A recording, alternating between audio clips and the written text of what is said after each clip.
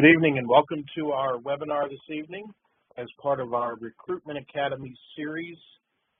Tonight we're going to talk about ViaScout PIN management for units. So hopefully you can see my screen. If you can't, just drop a note in the Q&A if you would, and let me know that you can see my screen.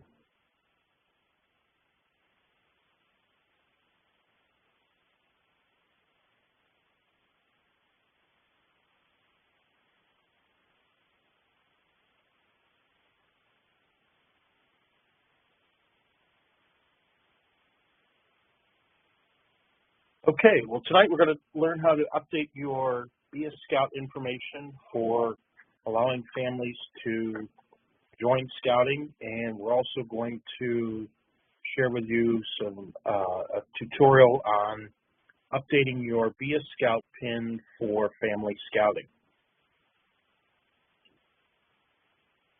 So the first thing you'll want to do is to log into my.scouting.org. You will enter your my.scouting.org username and password. And then once you're logged in, you'll click on the menu up at the top, and then down below you'll search for Legacy Web Tools and then ViaScout to access your unit information. So again, that's Legacy Web Tools and then the ViaScout icon. And then this is the screen you'll see, and up at the top you will click on Unit PIN Management. And this is where you will update your information and what information will show on your PIN. So again, click on the top, and it will be the Unit PIN Management tab at the top. So you'll select your unit if you're involved with more than one unit. Multiple units may appear here, but you'll select the unit that you want to work with regarding updating the ViaScout PIN. And you will then set the PIN status to active. And if you're going to allow online applications, you will do that here as well in the apply status, whether it's active or inactive. Again, you'll want to note the apply status. If you want to allow families the opportunity to apply online, you'll need to make sure that that's selected as active.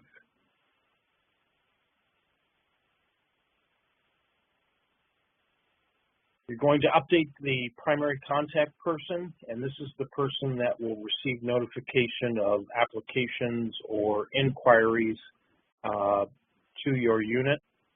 I would encourage it to be someone that checks their email regularly so that they can follow the applications and any leads that may come through the system. When you select the primary contact person, this will be registered leaders inside your unit. So make sure that you select someone again that is registered in your unit, but also checks their email regularly so that they can respond to any inquiries. So you'll enter the primary contact information in there. Then you'll select some alternate contact information. Please note that these individuals will not receive emails for online registration. So this is just another way for a name and an email to appear on the PIN for additional information, but they will not receive an email if someone applies online. But you'll want to add a couple of other folks. It could be a couple of den leaders or the committee chair or assistant cub master, or someone that again checks their email but is willing to respond to any inquiries. So you'll update your meeting address, and again, this is your meeting location. Might not necessarily be your chartered organization. You may meet at or be chartered by the American Legion, but you meet at the school's elementary school. You'll want to put that address in there as the unit meeting address. And then there's some additional information that you can add, maybe your website, or if your PAC is having a open house or a recruitment night, you can include that information there that will show up on the pin as well. Gives folks a little bit more detail about the unit. If you have a Facebook page or something, you could put that in there as well. Again, so folks can have a little bit more information about the specific unit. Maybe when you meet, what time, that kind of thing. Okay, once you've done all of that, you'll see that you entered your primary contact person, your alternate 1 and 2, again, maybe a brief description, and then you can select what fields will display on the unit pin. So obviously, I think the more information, the better, so that parents have a better understanding of the unit. You can include your website, the address, a phone number if they want to call, that kind of stuff. So you control what information is shown on the pin itself.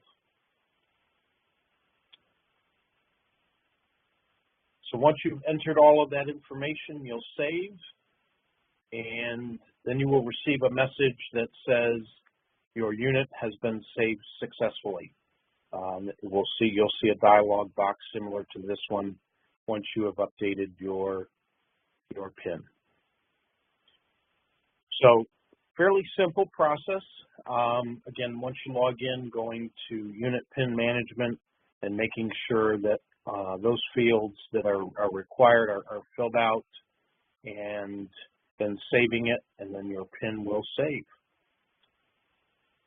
So let's talk a little bit now about updating your PIN for Family Scouting.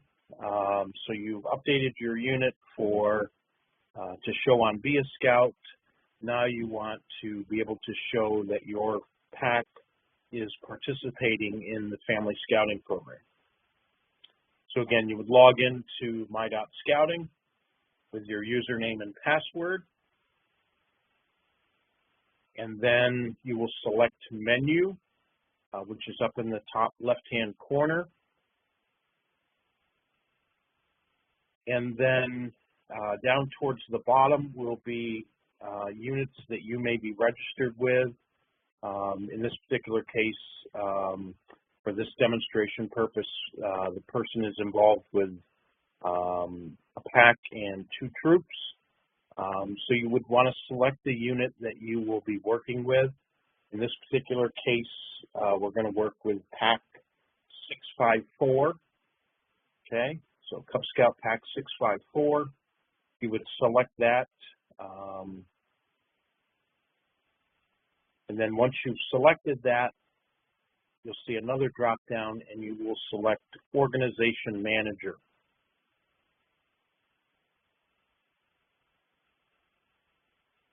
This will be the screen that you will see. Then you will see Settings. You will want to click on the Settings. And this is just kind of the basic information about the unit. But in order to update your unit Family Scouting configurations, you'll need to select Settings. So then you'll come to this screen, and you will be able to update. If you scroll down to the bottom, you'll see a section called Family Scouting, and you'll have 3 choices. Number 1 being whether your unit is going to opt in or opt out of Family Scouting, the Family Scouting effective date that you will begin participating in that program, and then whether your unit will accept boys only, girls only, or boys and girls. So again, once you get to the screen, you'll make those selections, whether your unit is going to participate or not, the date, and then the 3 choices, again, being boys only, girls only, or both boys and girls. Once you've made those changes, you click the commit button, which will save the changes to your Be a Scout PIN, and also it will show up that your pack, if you opted in to the Family Scouting Program, it will show an icon that says this pack accepts both boys and girls, and the particular date that you've selected in there. For this particular purpose, we just put in July 8th, but if you're going to be participating in the fall, you would probably want to do something like August 15th or whatever. So once you've made those changes, again, click the commit button, and then you will see a green updated successfully tab down at the bottom, meaning your unit has been successfully updated.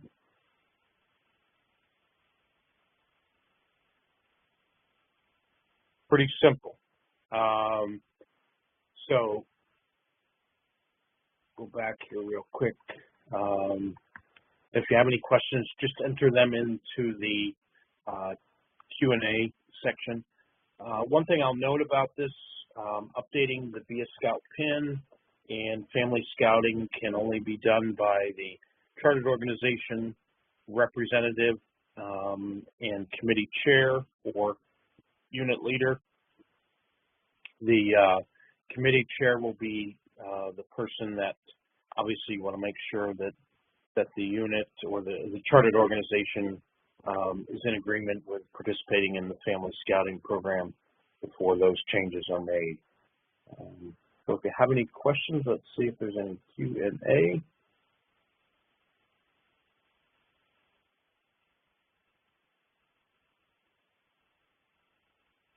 Nope.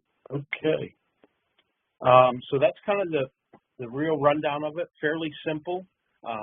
Again, once you log into My.Scouting, and remember with the PIN management, you're going to use the Legacy Web Tools, which is under the, and then select the Be a Scout to update your PIN, and then Organization Manager is where you would select to update any of the Family Scouting information, again, whether you're going to opt in or opt out.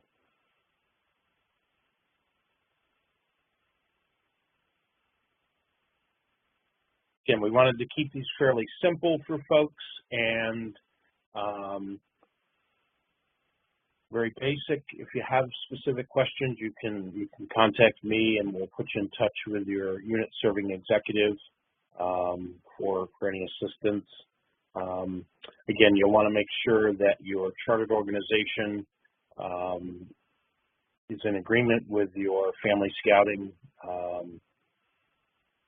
program, and that you select that they've agreed to participate, and then you'll make those changes in there as well.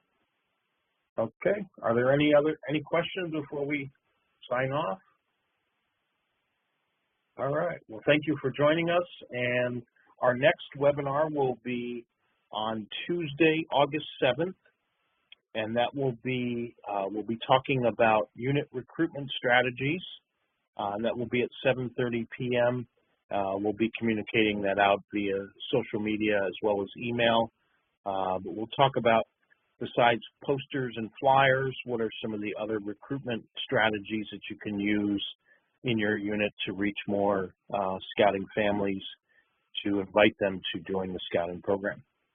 So with that said, have a great evening, and we'll look forward to a great fall recruitment. Thanks very much, and have a great evening.